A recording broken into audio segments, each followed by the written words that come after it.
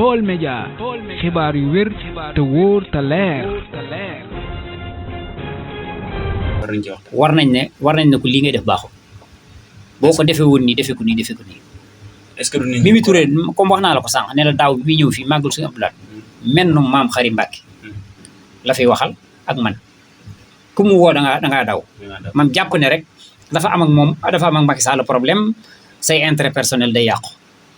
loolu est-ce que doomu aadama dana doxe noonu nit dana dunde noonu.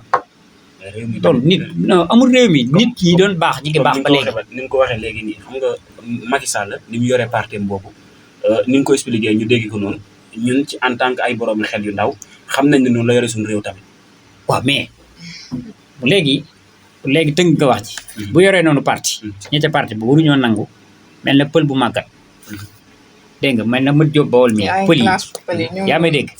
buñ ne la nañ màng nañ dem buñ ne la nañ toog nga ne nañ toog kooku bu boobaa nekkatoo nit.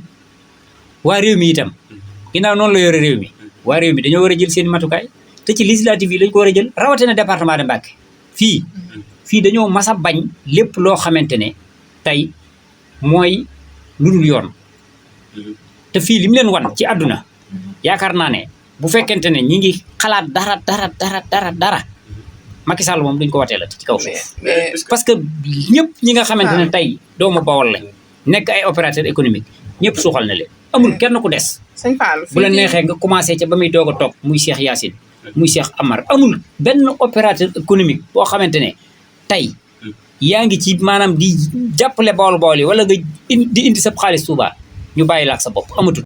Baol Média xibaar yu wér te wóor te leer.